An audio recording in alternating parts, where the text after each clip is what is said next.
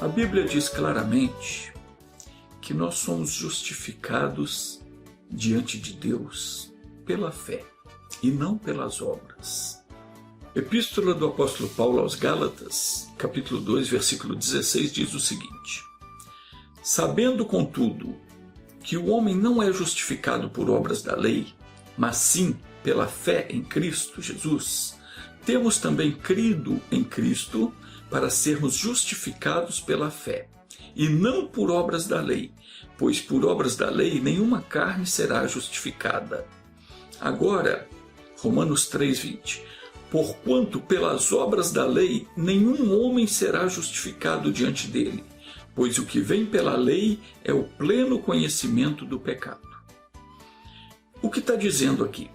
Está dizendo que a lei de Deus nos trouxe o entendimento daquilo que é certo e daquilo que é errado. É a lei que nos faz entender, diante dos olhos de Deus, o que é certo e o que é errado. A lei não é capaz de justificar ninguém, porque ninguém jamais conseguiu cumprir a lei, a não ser Jesus, que veio ao mundo para manifestar a justiça de Deus. De modo que Romanos 5:1 diz: justificados pela fé, tenhamos paz com Deus, por nosso Senhor Jesus Cristo. Então Jesus veio para tirar de sobre nós o fardo da lei. Isso não significa agora que nós podemos então viver pecando, fazendo o que bem entender. Não, pelo contrário. Cristo nos deixou um exemplo a ser seguido. E diz a Sagrada Escritura, em 1 de Pedro, capítulo 2, versículo 24, que ele levou sobre o madeiro os nossos pecados, no seu corpo, para que, mortos para o pecado, pudéssemos viver para a justiça. E pelas suas pisaduras, isso é, por todo o sofrimento que ele suportou no Calvário, nós fomos sarados, fomos justificados, fomos perdoados, fomos reconciliados com Deus. Agora é o dever de todo aquele que crê viver para a justiça de Deus. E só vive para a justiça de Deus aquele que é obediente aos seus mandamentos e preceitos, aquele que guarda e pratica a sua palavra. Tem certas religiões no mundo que estão pregando o liberalismo. Andam dizendo por aí que uma vez que a pessoa crê em Jesus, ela pode fazer o que ela bem entende. E depois é só pedir perdão que está tudo certo. Tá, não? Isso é doutrina de demônio. A Bíblia diz claro em 1 de João capítulo 5, versículo 18, aquele que é nascido de Deus não peca. Tem tradução que diz não vive em pecado. O que é viver em pecado? É você viver de modo contrário ao que a Bíblia ensina.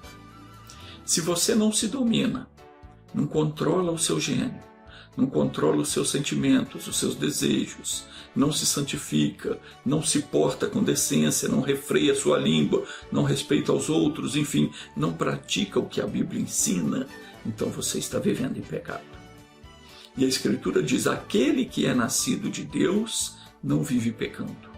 Antes, conserva-se a si mesmo e o maligno não lhe toca.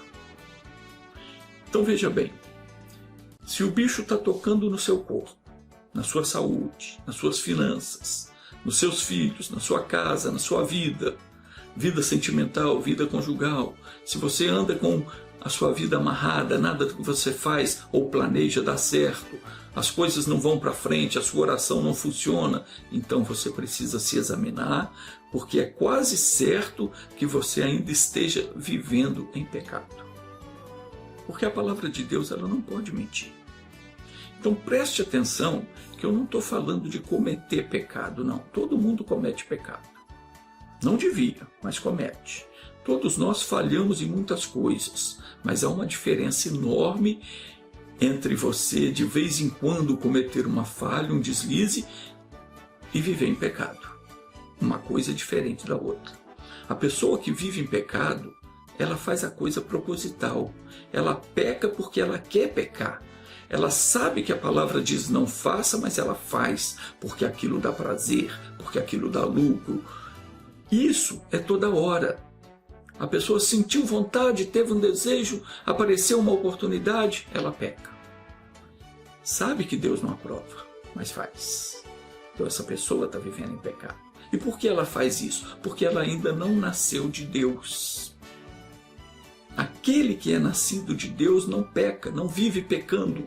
Está escrito aqui. Pelo contrário, ele conserva-se a si mesmo. E quem faz isso, o que acontece com ele? O maligno não lhe toca. Então, se você é nascido de Deus, você não pode viver pecando. E não vive pecando. Quem nasceu de Deus não vive pecando. Conserva-se a si mesmo e o maligno não lhe toca. E quem não faz isso? O maligno toca. E pior, se você ainda não nasceu de novo, não nasceu de Deus, você ainda não tem o Espírito de Cristo. E veja o que diz Romanos, capítulo 8, versículo 9. Se alguém não tem o Espírito de Cristo, esse tal não é dele. E se não é dele, o que vai acontecer com essa pessoa se de hoje para amanhã ela fechar os olhos? Vai para o beleléu. Vai para o beleléu. Vai passar a eternidade no inferno.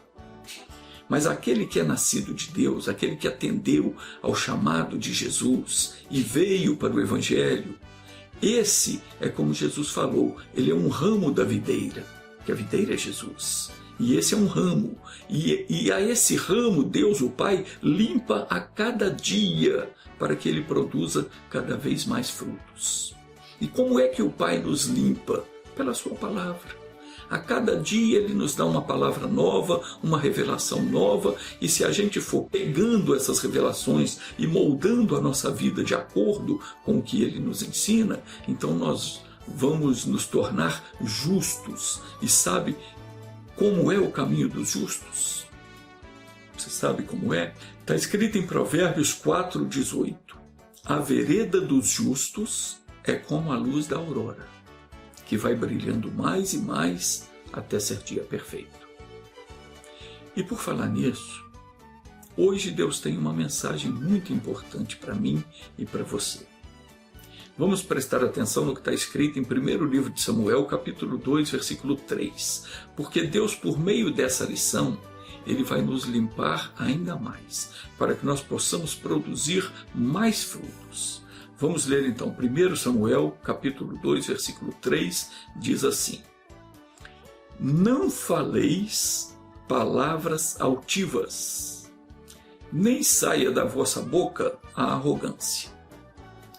A pessoa altiva é aquela pessoa orgulhosa, soberba, que se acha melhor do que as demais.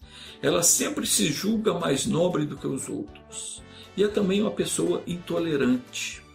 Ela não tolera ser afrontada, ela não suporta que se lance em rosto a verdade. Ela é uma pessoa arrogante. Então Deus está dizendo aqui, não faleis palavras altivas. Não podemos ser altivos. Não podemos nos exaltar. Nem saia da vossa boca a arrogância. Porque nós temos que nos guardar de ser assim. Porque o Senhor é o Deus da sabedoria. E por Ele são pesadas as ações. Veja que coisa séria. Por Deus são pesadas as nossas ações. Ele coloca isso em balança.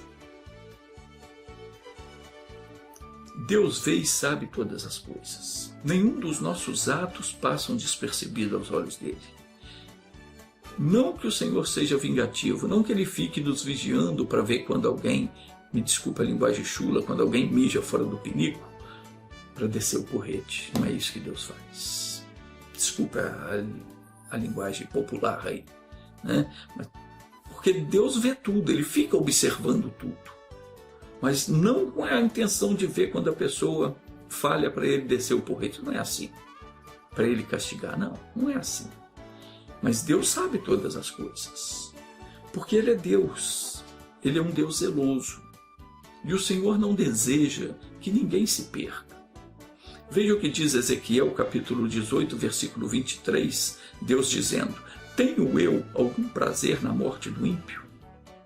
Deus não tem prazer que ninguém morra, que ninguém se perca. Ele quer que todo mundo se converta. Então está escrito assim: tenho eu algum prazer na morte do ímpio, diz o Senhor Deus. Não desejo antes que se converta dos seus maus caminhos? Vivo eu, diz o Senhor Deus, que não tenho prazer na morte do ímpio, mas sim que o ímpio se converta do seu caminho e viva. Convertei-vos dos vossos maus caminhos, pois por que morrereis, ó casa de Israel? Então o Senhor está dizendo aqui que a vontade dele não é punir a pessoa que anda errado, mas é levar ela ao conhecimento da verdade. É mostrar à pessoa que está no erro os erros que ela está cometendo e ver se ela se arrepende e se conserte, para que ele assim possa abençoar essa pessoa. Porque enquanto a pessoa estiver praticando o mal, enquanto ela estiver no erro, Deus não pode dar a bênção, porque Deus é justo. Então ele diz aqui: por que morrereis, ó casa de Israel? Mas alguém pode retrucar: morrer, eu vou morrer de qualquer jeito. Tem gente que fala assim: eu vou aproveitar a vida agora, enquanto é tempo, porque um dia eu vou morrer. Morrer, eu vou morrer de qualquer jeito, eu tenho que aproveitar agora, enquanto eu estou vivo. Mas aqui Deus não está falando da morte do corpo, não. Ele está falando da eternidade. A morte que o Senhor está se referindo aqui significa estar separado de Deus, nessa vida e por toda a eternidade. A pessoa ímpia que não respeita a Deus, essa pessoa vive separada de Deus. E quando findar os dias dela aqui neste mundo, ela vai para a eternidade, vai para o tormento eterno, porque ela está separada de Deus. E vai estar separada de Deus para todo sempre. Enquanto ainda estamos vivos, nós temos a chance de nos acertarmos. Mas depois que partirmos, aí já era. Se partirmos sem Deus, estaremos perdidos para sempre. Então não tem mais retorno. Essa história de que vamos encarnar novamente e até pagar os nossos pecados, isso tudo é mentira. Isso é balela. A Bíblia não diz que é assim. Pelo contrário, está escrito em Hebreus, capítulo 9, versículo 27, que aos homens está ordenado morrerem uma só vez, vindo depois o juízo. Então veja bem, se está ordenado, se está destinado aos homens morrer uma única vez, é porque nós também só nascemos uma única vez. Não tem esse negócio de que eu vou reencarnar, você vai reencarnar. Não. É uma vez só. Porque se você nascesse mais de uma vez, se houvéssemos de voltar em outra encarnação, nós morreríamos de novo. A Bíblia diz clara: o homem está destinado a morrer uma única vez, vindo depois disso o juízo. Então esse negócio de que eu vou morrer e vou tornar a reencarnar, isso é papo furado. Qualquer coisa diferente do que está escrito na Bíblia é mentira do capeta. Mas como eu ia dizendo, às vezes Deus nos deixa passar por um certo sufoco na vida para ver se a gente acorda. Porque o objetivo dele é que a gente reconheça os nossos erros e venhamos a nos arrepender para nos consertar, para ele poder abençoar. Então, às vezes, ele permite que a gente passe por certa situação para ver se a gente desperta e volta para ele. Foi isso que aconteceu com o rei Nabucodonosor. Quem foi Nabucodonosor? E o que foi que aconteceu com ele? Eu já volto para contar, segura aí um minutinho.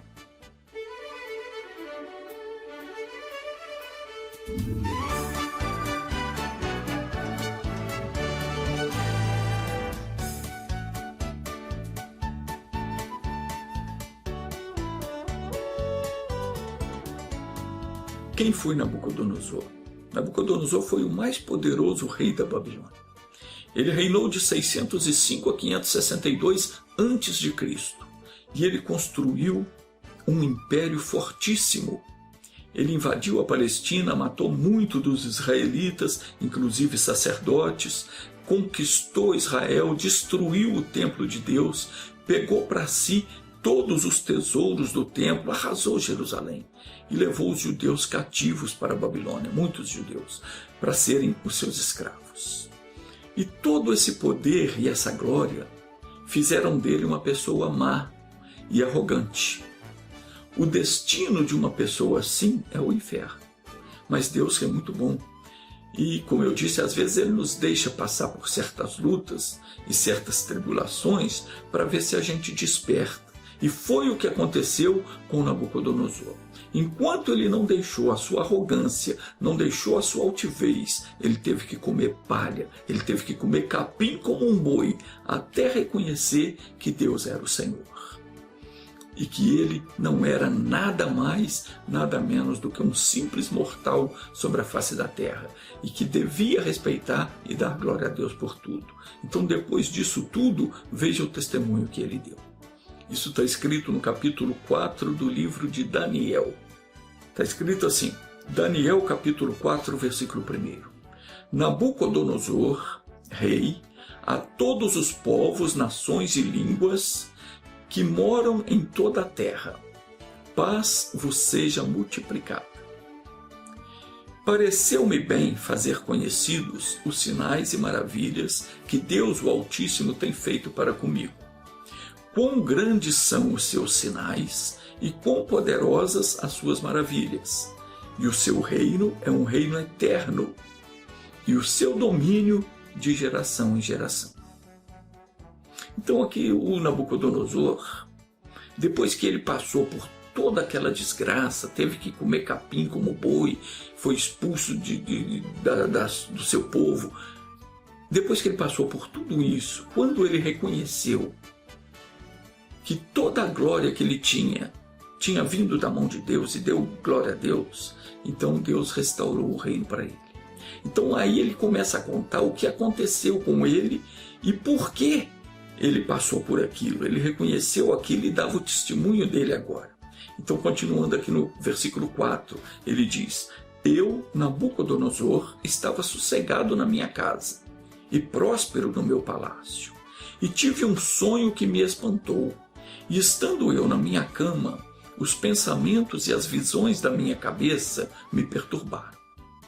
Portanto, expedi um decreto que fossem introduzidos à minha presença todos os sábios da Babilônia, para que me fizessem saber a interpretação do sonho.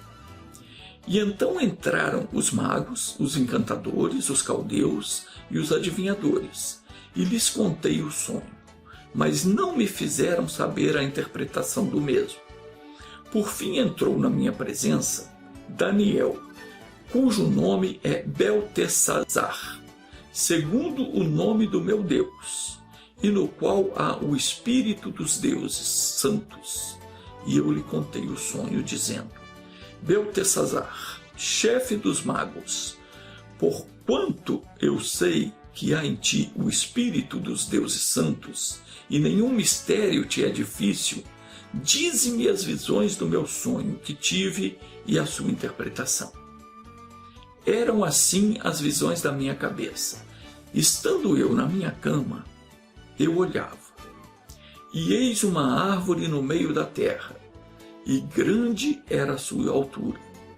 Crescia a árvore e se fazia forte, de maneira que a sua altura chegava até o céu, e era vista até os confins da terra. A sua folhagem era formosa, e o seu fruto abundante, e havia nela sustento para todos. Debaixo dela os animais do campo achavam sombra, e as aves do céu faziam morada nos seus ramos. E dela se mantinha toda a carne. Eu via isso nas minhas visões. E estando eu na minha cama, eis que um vigia, um santo, descia do céu. Ele clamou em alta voz e disse assim: Derrubai a árvore e cortai-lhe os ramos. Sacudi as suas folhas e espalhai o seu fruto. Afugentem-se os animais de debaixo dela e as aves dos seus ramos. Contudo, deixai na terra o tronco com as suas raízes, numa cinta de ferro e de bronze, no meio da relva do campo. E seja molhado do orvalho do céu, e seja a sua porção com os animais, na erva da terra. Seja mudada a sua mente, para que não seja mais a de homem, e lhe seja dada mente de animal. E passem sobre ele 7 tempos. Esta sentença é por decreto dos vigias e por mandado dos santos, a fim de que se conheçam os viventes que o Altíssimo tem domínio sobre o reino dos homens, e o dá a quem quer. E até ao mais humilde dos homens ele constitui sobre eles. Este é o sonho. E eu, rei Nabucodonosor, o vi. Tu, pois, Beltesazar, dize a interpretação, porquanto todos os sábios do meu reino não puderam me fazer saber a interpretação. Mas tu podes, pois há em ti o Espírito dos deuses santos. Então aqui Nabucodonosor contou para o Daniel o sonho que ele teve. Ele já havia contado para todos os sábios da Babilônia, ninguém havia conseguido interpretar esse sonho. Então ele contou para Daniel. E Daniel então deu para ele a revelação. E está escrito assim no versículo 19 agora. Então Daniel, cujo nome era Beltesazar, esteve atônito por algum tempo. E os seus pensamentos o perturbaram. E falou, pois, o rei e disse: Beltesazar, não te espante o sonho, nem a sua interpretação. E respondeu Beltesazar e disse: Senhor meu, seja o sonho para os que te odeiam, e a sua interpretação para os teus inimigos. A árvore que viste, que cresceu e se fez forte, cuja altura chegava até o céu, e que era vista por toda a terra, cujas folhas eram formosas e o seu fruto abundante, e em que para todos havia sustento, debaixo da qual os animais do campo achavam sombra, e cujos ramos habitavam as aves do céu, és tu, ó rei, que cresceste e te fizeste forte, pois a tua grandeza cresceu e chegou até o céu, e o teu domínio até a extremidade da terra. E quanto ao que viu o rei, um anjo que descia do céu e que dizia: cortai a árvore e destruía, contudo deixai na terra o tronco com as suas raízes, numa cinta de ferro e de bronze no meio da relva do campo, seja molhado do orvalho do céu e seja a tua porção com os animais do campo até que passem sobre ele 7 tempos. Esta é a interpretação, ó rei. É o decreto do Deus Altíssimo, que é vindo sobre o rei, meu senhor. Serás expulso do meio dos homens, e a tua morada será com os animais do campo. E te farão comer erva como os bois, e serás molhado do orvalho do céu. E passar-se-ão 7 tempos por cima de ti, até que conheças que o Altíssimo tem domínio sobre o reino dos homens, e o dá a quem quer. E quanto ao que te foi dito, que deixassem o tronco com as raízes da árvore, o teu reino voltará para ti, depois que tiveres conhecido que o céu é quem reina.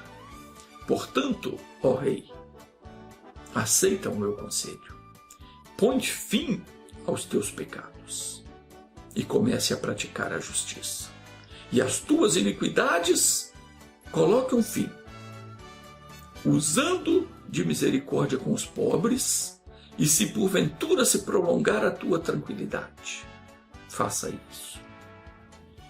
E tudo isso sobreveio ao rei Nabucodonosor. O versículo 29 diz: ao cabo de 12 meses, quando passeava sobre o palácio real de Babilônia, falou o rei e disse: não é esta a grande Babilônia que eu edifiquei para a morada real, pela força do meu poder e para a glória da minha majestade? Então preste atenção aqui. Desde esse sonho, passaram-se 12 meses. Um ano passou. E nada aconteceu. Não aconteceu nada do que Daniel havia falado. Que ele seria expulso, que ia ter que comer capim como boi. Nada disso aconteceu. E o rei pode ter até talvez se esquecido do sonho. Mas Deus, quando dá um aviso, Ele dá também um tempo para a pessoa se arrepender. Então, antes que acontecesse tudo isso, Deus deu um tempo para Nabucodonosor. Ele deu o aviso e esperou um ano para o rei Nabucodonosor se converter, se arrepender da maldade dele e se converter. E reconhecer que toda a glória que ele tinha vindo de Deus. Mas ele não reconheceu. Ele não caiu em si. Então aconteceu que depois de 12 meses, um dia quando ele estava andando no palácio lá, ele estava olhando e se gabando, né? Não é essa a grande Babilônia que eu edifiquei para a morada real? E pela força do meu poder e para a glória da minha majestade? Aí no versículo 31 diz: ainda estava a palavra na boca do rei, quando caiu uma voz do céu, dizendo: a ti se diz, ó rei Nabucodonosor, passou de ti o reino, e serás expulso do meio dos homens, e a tua morada será com os animais no campo. Far-te-ão comer erva com os bois, e passar-te-ão 7 tempos sobre ti, até que conheças que o Altíssimo tem domínio sobre o reino dos homens, e o dá a quem quer. Na mesma hora, a palavra se cumpriu sobre Nabucodonosor. E o rei foi expulso do meio dos homens e comia erva com os bois. E o seu corpo foi molhado do orvalho do céu, até que lhe cresceu o cabelo como as penas de águia, e as suas unhas como as das aves. Mas ao fim daqueles dias, eu, Nabucodonosor, levantei ao céu os meus olhos, e voltou a mim o meu entendimento. E eu bendisse ao Altíssimo, e louvei e glorifiquei ao que vive para sempre, porque o seu domínio é um domínio sempiterno, e o seu reino é de geração em geração. E todos os moradores da terra são reputados em nada, e segundo a sua vontade ele opera o seu exército do céu. E entre os moradores da terra não há quem lhe possa deter a mão e nem lhe dizer o que fazes. No mesmo tempo voltou a mim o meu entendimento, e para a glória do meu reino voltou a mim a minha majestade e o meu resplendor. Buscaram-me os meus conselheiros e os meus grandes, e fui restabelecido no meu reino, e foi-me acrescentada excelente grandeza. Agora, pois, eu, Nabucodonosor, louvo e exalto e glorifico ao Rei do céu, porque todas as suas obras são retas e os seus caminhos justos, e ele pode humilhar aos que andam na soberba. Bom, tem gente que é cabeça dura, né? Tem gente que mesmo passando por uma dificuldade terrível na vida, vendo tudo dar errado, as coisas indo de mal a pior, ainda assim não dão um braço a torcer. Ouvem a palavra de Deus, Deus fala, Deus mostra, mas o orgulho dela não deixa ela se acertar com Deus. Então veja que o filho de Nabucodonosor, chamado Belsazar, que herdou o trono depois da morte do pai Nabucodonosor, mesmo sabendo do que havia acontecido ao seu pai, ele não abriu o coração para Deus. E quer saber o que foi que aconteceu com ele? Vamos ler então o capítulo 5 de Daniel. O rei Belsazar deu um grande banquete a 1000 dos seus grandes, para 1000 pessoas, dos seus oficiais, e bebeu vinho na presença de todos.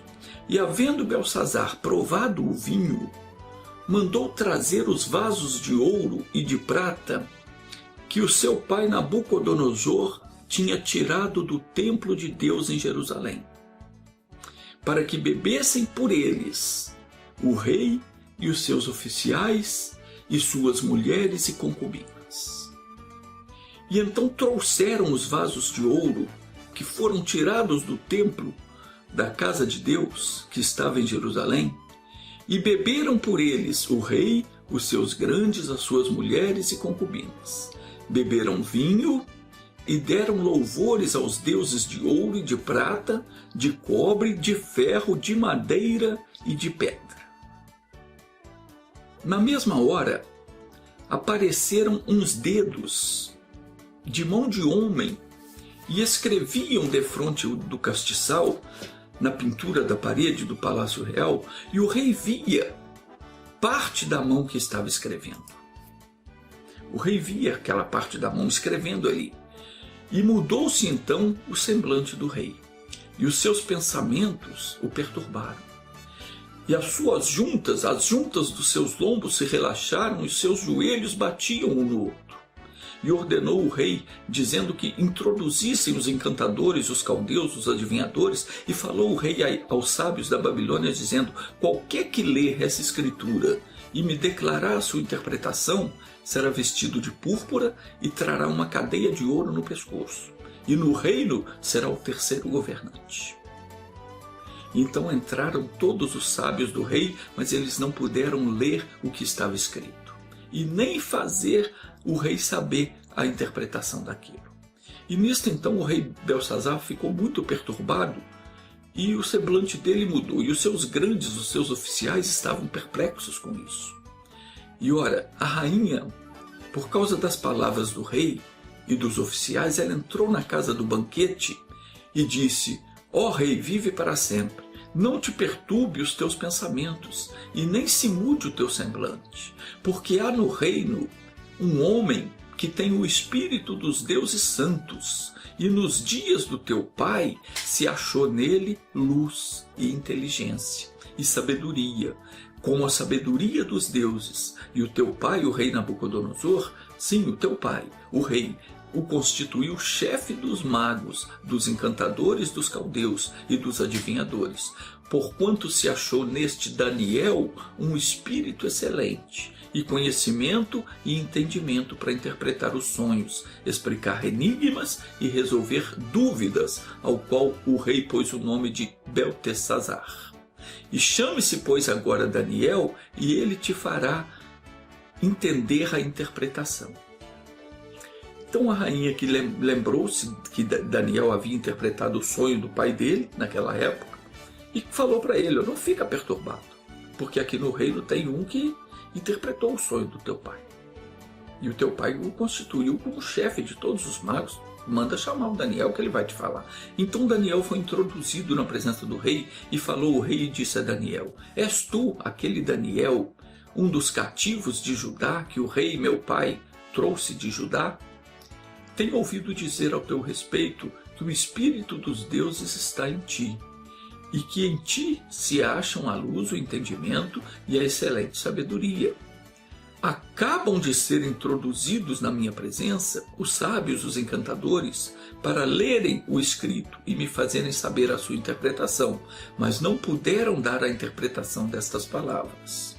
Ouvi dizer, porém, a teu respeito, que podes dar interpretações e resolver dúvidas. Agora, pois, se puderes ler esta escritura e fazer-me saber a sua interpretação, serás vestido de púrpura e terás cadeia de ouro no pescoço, e no reino serás o terceiro governante. E então respondeu Daniel e disse na presença do rei: os teus presentes fiquem contigo, e dá os teus prêmios a outro. De qualquer modo, eu vou ler ao rei o que está escrito, e farei a sua interpretação. O Altíssimo Deus, ó rei, deu a Nabucodonosor teu pai o reino e a grandeza, glória e majestade. E por causa da grandeza, ele lhe deu todos os povos, nações e línguas. Tremiam e temiam diante dele. A quem queria, ele matava. A quem ele queria, ele conservava em vida. E a quem queria, ele exaltava. E a quem queria humilhar, ele humilhava e abatia. Mas quando o seu coração se elevou e o seu espírito se endureceu para se haver arrogantemente, ele foi derrubado do seu trono real e passou dele a sua glória. E foi expulso do meio dos filhos dos homens, e o seu coração foi feito semelhante ao dos animais. E a sua morada foi com os jumentos monteses. E deram-lhe a comer erva, como os bois. E do orvalho do céu ele foi molhado, até que reconheceu que o Altíssimo Deus tem domínio sobre o reino dos homens. E a quem quer, ele constitui sobre ele. E tu, Beltsazar, que és o seu filho, não humilhaste o teu coração, ainda que soubesse de tudo isso.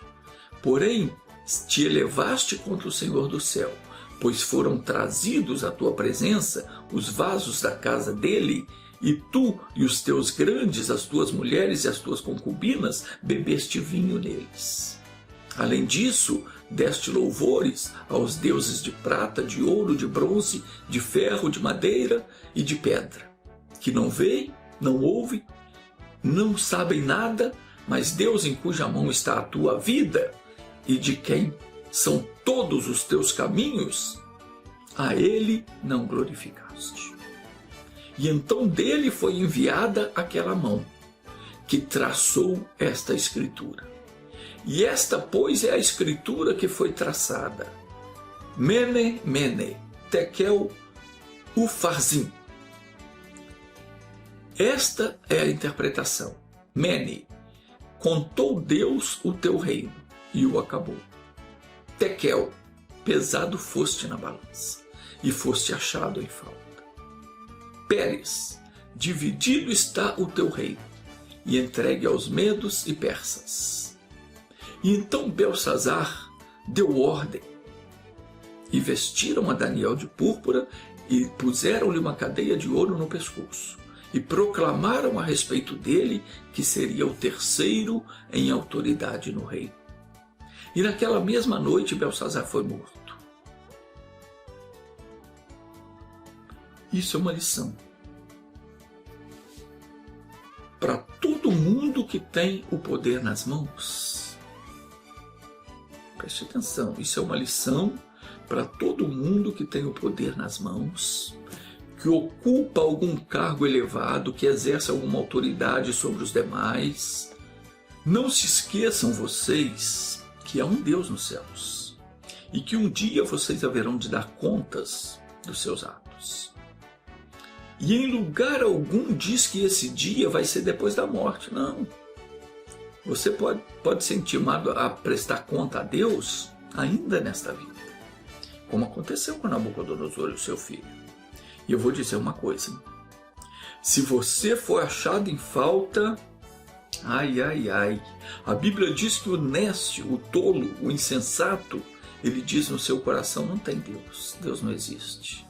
Todas as atitudes deles são corruptas e as suas obras abomináveis. Tudo que fazem é visando o lucro próprio. As suas ações são corruptas. Não fazem nada para beneficiar os outros. Só visam os seus interesses. E a sua conduta é detestável. Já não há quem faça o bem. Deus diz: por acaso essas pessoas não têm conhecimento? Nem sequer um dos que praticam a iniquidade, que comem o meu povo como se comessem pão, e que não respeitam nem invocam ao Senhor? É tanta maldade que se vê por aí que às vezes não dá nem vontade de pregar certas coisas. Mas ai do pregador se ele não pregar. Porque Deus, na verdade, ama a todos. E o ofício do pregador, daquele a quem o Senhor chamou e escolheu e nomeou para pregar o Evangelho, é falar do seu amor e da sua misericórdia para todos os homens. Bem pode ser que ouçam e se convertam cada um do seu mau caminho. Portanto, aí vai a mensagem de Deus. Preste atenção na mensagem de Deus que está escrita em Isaías capítulo 55, versículo 7. diz assim: deixe o ímpio o seu caminho. Se você é um ímpio, não respeita a Deus, está fazendo coisas que não devia, está se comportando com arrogância, achando que você é o tal, é o gostoso, está com todo o poder e a glória na mão, não se esquece que tudo isso foi Deus que te permitiu chegar até aqui. Então diz aí: deixe o ímpio o seu caminho e o homem maligno deixe os seus pensamentos. Para de planejar coisas más. Volte-se para Deus, que Deus se compadecerá de você. Volte-se para o nosso Deus, porque Ele tem prazer em perdoar. E para terminar, Tiago capítulo 4, versículo 9 e 10 diz: senti as vossas misérias, lamentai e chorai. Torne-se o vosso riso em pranto e a vossa alegria em tristeza. Humilhai-vos perante o Senhor e Ele vos exaltará. Então, lembrando o recado de hoje: não faleis palavras altivas e nem saia da vossa boca a arrogância. Pare de falar mal dos outros. Pare de julgar os outros. Pare de fazer fofoca. Deixe de ser uma pessoa orgulhosa, de se achar melhor, de achar que você é mais do que os outros. Ninguém é melhor do que ninguém. Deixe a sua soberba de lado. Deixe a sua arrogância. Aprenda a ser humilde, porque o Senhor é o Deus da sabedoria. E por Ele são pesadas as ações. Bom, isso era o que eu tinha para falar. Se você entendeu o recado de Deus e tem alguma coisa que você gostaria de dizer para Deus agora, chegou o momento. Hoje a oração é por sua conta. Ore, porque Deus quer ouvir você. E lembre-se, Ele é recompensador daqueles que o buscam. Deus te abençoe.